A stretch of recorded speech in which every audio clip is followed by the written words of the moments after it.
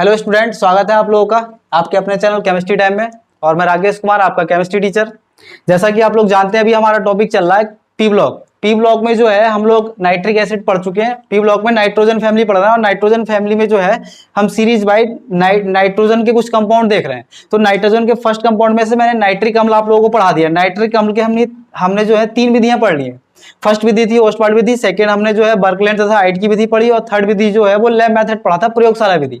आज की जो हमारी विधि है वो आज जो कंपाउंड है वो न्यू कंपाउंड है अमोनिया, जो कि एक बहुत ज्यादा इंपॉर्टेंट कंपाउंड है बोर्ड के एग्जाम से भी और हमारे रियल लाइफ में भी। इसके यूजेस जो है वो तो हम लास्ट में पढ़ेंगे जब मैं इनकी प्रॉपर्टी पढ़ाऊंगा, क्योंकि मैंने आपसे पहले ही कहा है कि पहले जो है हम सब क्या करेंगे, जितने भी कंपाउंड है उन सभी कंपाउंडों को बना ले रहे हैं, उसके बाद इनकी प्रॉपर्टी 1 बाय 1 हम लास्ट में पढ़ेंगे। पहले ये कंपाउंड जितने भी हैं सब पढ़ लेते हैं सिलेबस में, उसके बाद जो है 1 बाय 1 इनकी प्रॉपर्टी पढ़ेंगे, एक एक करके सब प्रॉपर्टी, ऑक्सीडेशन, रिड्यूसिंग, जितनी भी प्रॉपर्टी होती है सारी प्रॉपर्टी हम पढ़ेंगे। तो आज का हमारा कंपाउंड है अमोनिया, जो कि बहुत ज्यादा इंपॉर्टेंट है। अगर अमोनिया के बारे में आप जानते होंगे 10th में वैसे आप लोगों ने पढ़ा होगा हैबर विधि, तो फिर से हम वही विधि पढ़ेंगे हम NH3। तो NH3 के बारे में अगर थोड़ी सी अगर हम नॉलेज लें तो NH3 में जो होता है इसका स्ट्रक्चर कैसा होता है, पिरामिड की तरह होता है, पिरामिडल स्ट्रक्चर होता है। मैं आपको दिखाता हूं कैसा होगा इसका स्ट्रक्चर।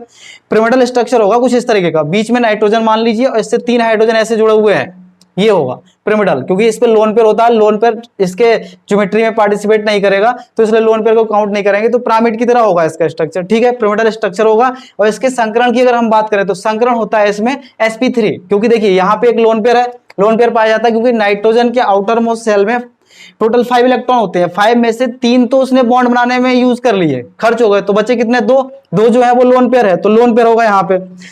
तो इसका स्ट्रक्चर जो है पिरामिडल है। इसमें हाइब्रिडाइजेशन क्या है, sp3। क्यों 1 2 3 सिग्मा बॉन्ड काउंट करते हैं हाइब्रिडाइजेशन निकालने के लिए। जब हम पढ़ेंगे केमिकल बॉन्डिंग तो वहां पे आप लोगों को सिखाऊंगा, ठीक है।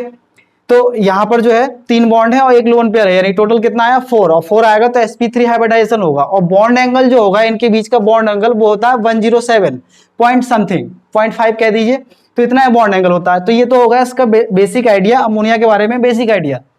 आज जो हमें पढ़ना है अमोनिया बनाने की हैबर विधि पढ़ ली है। अमोनिया बनाने की हैबर विधि जो कि एक इंडस्ट्रियल मेथड है, यानी औद्योगिक निर्माण है। औद्योगिक निर्माण का मतलब है कि इंडस्ट्री में हम कैसे बनाते हैं। इंडस्ट्री में हम अगर अमोनिया बनाना हो, क्योंकि इंडस्ट्री का मतलब है बड़े पैमाने पे, अगर छोटा हमें कम मात्रा में बनाना होता है हम लैब में बनाते हैं, लेकिन इंडस्ट्री में क्या होता है जब बड़े पैमाने पे बात करते हैं तो उसमें बड़ी बड़ी ये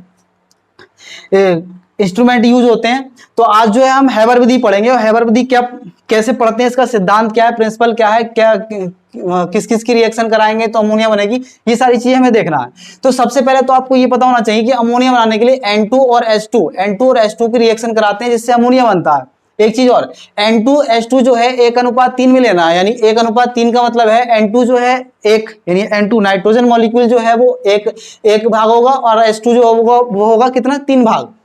तो हमें हमारी रिएक्शन हो जाती है, वो बनता है अमोनिया 2NH3 यानी अमोनिया, और 22.4 किलो कैलोरी एनर्जी निकलती है। इसका मतलब जो है एनर्जी इसमें रिलीज हो रही है। तो ये रिएक्शन जो ऊष्माक्षेपी है। अब ऊष्माक्षेपी रिएक्शन है, इससे क्या फर्क पड़ेगा जब हम इसी का यूज पढ़ेंगे, जब इसकी कुछ प्रॉपर्टी पढ़ते होंगे तो वहां पे मैं बताऊंगा इससे क्या फर्क पड़ रहा है। ऊष्माक्षेपी है तो इसकी कंडीशन क्या होना चाहिए, ये सारी चीजें हम पढ़ेंगे आगे चल के। तो आज की जो विधि है उस विधि को मैं स्टार्ट करता हूं। देखिए सबसे पहले हम क्या करते हैं, N2 और H2 को 1:3 में, N2 और H2 को 1:3 में लेकर हम कंप्रेसर में प्रोवाइड करते हैं। N2 और H2 को लेकर 1:3 में लेकर कंप्रेसर में प्रोवाइड करते हैं। कंप्रेसर में जब हम प्रोवाइड करेंगे तो जो हमारा N2 और H2 है, क्योंकि देखिए इस रिएक्शन के होने के लिए Fe उत्प्रेरक है, MO वर्धक है और 500 डिग्री सेंटीग्रेड टेम्परेचर है और 200 वायुमंडल दाब है। मतलब ये कंडीशन होंगी तभी ये रिएक्शन होगी। अगर ये कंडीशन आप प्रोवाइड नहीं कराओगे तो ये रिएक्शन होनी नहीं है। तो इसका मतलब ये सारी कंडीशन हमें प्रोवाइड करानी पड़ेगी। अब Fe उत्प्रेरक है, MO क्या है, वर्धक। वर्धक जैसे आप लोगों ने पढ़ा होगा, उत्प्रेरक क्या करता है, उत्प्रेरक जो है किसी भी रिएक्शन की स्पीड को इंक्रीज या फिर डिक्रीज करता है, यानी रेट को चेंज करने का काम करता है। लेकिन जो वर्धक होते हैं ना वो किसी उत्प्रेरक, यानी उत्प्रेरक जो है वो किसी रिएक्शन की स्पीड को चेंज कर रहा है, और जो वर्धक है वो उत्प्रेरक की क्रियाशीलता को बढ़ाता है, वो उत्प्रेरक की क्रियाशीलता यानी रिएक्टिविटी को इंक्रीज करता है। तो यहाँ पे MO क्या है, वर्धक है, 500 डिग्री सेंटीग्रेड टेम्परेचर है और 200 वायुमंडल दाब है, ठीक। तो हम कंप्रेसर में प्रवाहित करते हैं, जिससे 200 वायुमंडल हमारे गैसीय मिश्रण का दाब हो जाएगा, यानी जितना दाब चाहिए प्रेशर वो इतना यहाँ से हो जाएगा। यहाँ से प्राप्त गैसीय मिश्रण को हम कहाँ ले जाएंगे, शुष्कन और शोधक कक्ष में ले जाएंगे। शुष्कन और शोधक कक्ष में जब ले जाएंगे तो यहाँ पर क्या होगा, जो हमारी गैसीय जो गैसेस हैं N2 और H2, इसमें जो अशुद्धियां होंगी और जो नमी होगी उसको सोख लेंगे। शुष्कन का मतलब सोखना, यानी शुष्क करेंगे, और शोधक का मतलब यहाँ पे शुद्ध हो जाएगी, यानी इस गैस में अगर कोई भी अशुद्धि होगी तो वो यहाँ पर एब्जॉर्ब हो जाएगी। ठीक, उसके बाद यहां से प्राप्त गैसीय मिश्रण को हम कहा ले जाएंगे, उत्प्रेरक कक्ष में। उत्प्रेरक कक्ष में क्या है, Fe उत्प्रेरक है, MO वर्धक है और 500 डिग्री सेंटीग्रेड ताप है, यानी ये सारी कंडीशन है। तो यहां पर रिएक्शन स्टार्ट होगी। जब रिएक्शन स्टार्ट होगी तो N2 और H2 आपस में रिएक्ट करके क्या बनाएंगे, अमोनिया, और 22.4 किलो कैलोरी एनर्जी रिलीज होगी, जो कि एक ये साइन है कि ऊष्माक्षेपी अभिक्रिया है। ऊष्माक्षेपी अभिक्रिया होने की वजह से इसकी कुछ प्रॉपर्टी जो है वो चेंज होगी। क्या होगा ये हम आगे पढ़ेंगे कि इससे क्या होता है। ठीक है, अब यहां हमारी अमोनिया बन गई, और Fe के बारे में हमने बात कर ली। Fe क्या उत्प्रेरक है, MO क्या है, वर्धक है, और 500 डिग्री सेंटीग्रेड टेम्परेचर है, 200 वायुमंडल दाब है।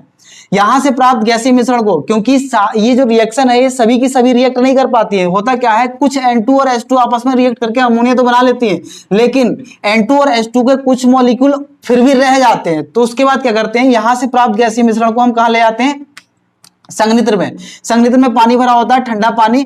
यहाँ पर जो अमोनिया है वो हमारी गैसीय फॉर्म में ना आके यहाँ पर द्रवित हो जाएगी, यानी यहाँ पर जो अमोनिया है वो द्रव के रूप में इकट्ठा हो जाएगा, और N2 और H2 जो है वो गैसीय फॉर्म में फिर भी रह जाएंगे। तो वो आगे उनको हम सर्कुलेटरी पंप के द्वारा यहां से हम फिर से दोबारा किस में डालेंगे, शुष्कन और शोधक कक्ष में। यानी शुष्कन का मतलब फिर से शुष्क करेंगे, और शुद्ध करके, शुष्क और शुद्ध करके फिर से इसको उत्प्रेरक कक्ष में ले जाएंगे, और फिर ये प्रोसेस जो है बार बार चलती रहेगी। यहां से दोबारा यही, फिर से ये, फिर ये।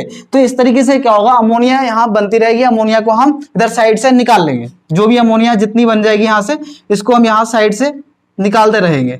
तो इस तरीके से अमोनिया हमारी बन गई। ठीक, तो अमोनिया जो कि एक बहुत ज्यादा इंपॉर्टेंट कंपाउंड है, मैंने आपको बताया कि इसका स्ट्रक्चर के बारे में बात कर ली हमने, इसका शेप जो है वो कैसा होगा वो भी हमने देख लिया, इसमें हाइब्रिडाइजेशन क्या है, बॉन्ड एंगल क्या है, और इसकी डिटेल स्टडी जो है जब हम इनकी प्रॉपर्टी पढ़ेंगे कंपाउंडों की, तब मैं बात करूंगा कि इनकी प्रॉपर्टी क्या है, केमिकल प्रॉपर्टी हो या फिजिकल प्रॉपर्टी हो, ये सारी प्रॉपर्टी हम बाद में देखेंगे। पहले मैं अभी आपको सारे कंपाउंड पढ़ा रहा हूं, उसके कंपाउंड को पढ़ाने के बाद इनकी हम प्रॉपर्टी 1 बाय 1 देखेंगे।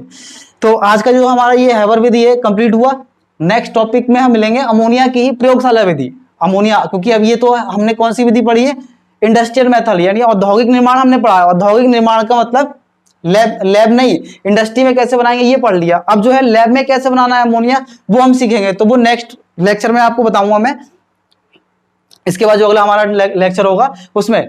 तो अगर आप लोगों को वीडियो ये समझ में आ रही है और अच्छी लग रही है तो प्लीज वीडियो को लाइक कीजिए, और हमारे चैनल को सब्सक्राइब भी कीजिए, और अपने दोस्तों के साथ शेयर कीजिए, ताकि ज्यादा से ज्यादा लोगों को फायदा हो सके। क्योंकि आप लोगों को पता है अभी जो है सारे स्कूल, कोचिंग, कॉलेज सारे सब कुछ बंद है, तो सिर्फ यही एक माध्यम है हम लोगों को पढ़ने का। ठीक है, और मिलते हैं नए टॉपिक के साथ नेक्स्ट लेक्चर में। ठीक है, थैंक यू।